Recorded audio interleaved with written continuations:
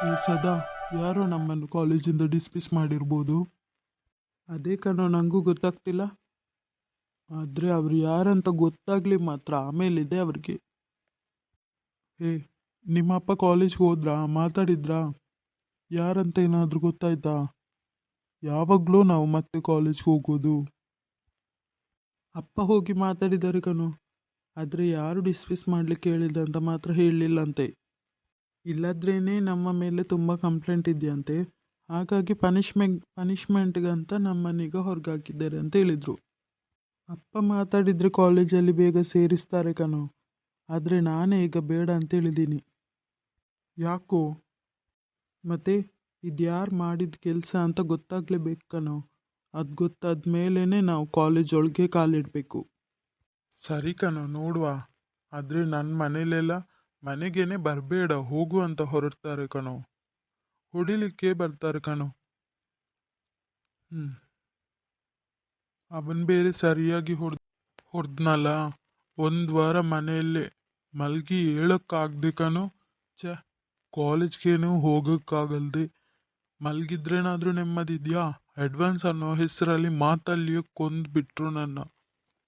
ಈಗ ಸ್ವಲ್ಪ ಅಷ್ಟೇ ಎದ್ದೇಳಿದ್ದೀನಲ್ಲ ಅಂತೇಳಿ ಬೆಳಿಗ್ಗೆನೆ ಬೇಗ ಎದ್ಬಿಟ್ಟು ಬಂದೆ. ಇನ್ನು ರಾತ್ರಿನೇ ಹೋಗೋದು ಮನೆಗೆ. ಹೌದು ಸದಾ, ನಿಂಗೆ ಕೊಟ್ಟ ಏಟ್ ಹೇಗಿತ್ತು? ನನಗೂ ಹಾಗೇನೆ ಕಣೋ, ಒಂದು ವಾರ ಆಯಿತು ಎದ್ದೇಳಲಿಕ್ಕೇನೆ.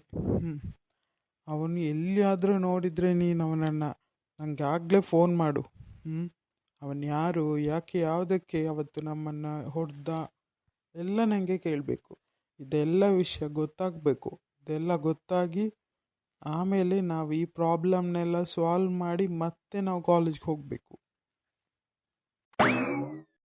ಅಯ್ಯಯ್ಯೋ, ಹಾಗಿದ್ರೆ ಇನ್ನು ಯಾವಾಗ ಕಾಲೇಜ್ಗೆ ಹೋಗ್ತೀವ?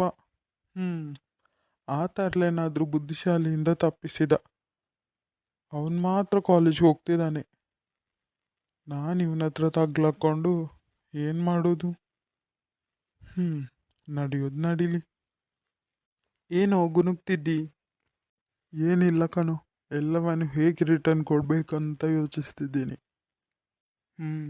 ಸೂಪರ್ ಕಣೋ, ನೀನೇ ನನ್ನ ಫ್ರೆಂಡ್ ಕಣೋ.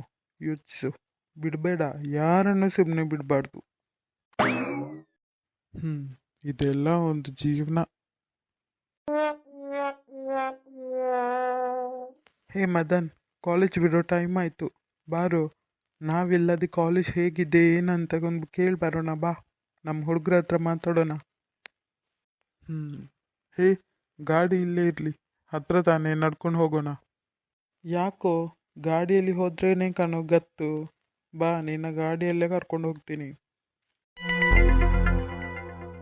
ಹೇ, ಕಾಲೇಜ್ ಬಿಟ್ಟರು ಒಬ್ಬನಾದರೂ ನಮ್ಮ ಹತ್ರ ಬರ್ತಾನೋ ನೋಡು. ಹೇಗೆ ಬರ್ತಾರೆ? ಅಷ್ಟು ಭಯ ಇದೆಯಲ್ಲ. ಈ ಗಾಡಿ ಈ ನಂಬರ್ನ ಎಲ್ಲೋ ನೋಡ್ದಾಗಿದೆಯಲ್ಲ. ಈ ಮಕ್ಕಳು ನನ್ನ ಮಗಳಿಗೆ ಗಾಡಿಯಲ್ಲಿ ಗುದ್ದಿದವ್ರಲ್ಲ. ನಿಮ್ಮನ್ನೇ ನೋಡ್ಬೇಕಂತ ಹುಡುಕ್ತಿದ್ದೆ.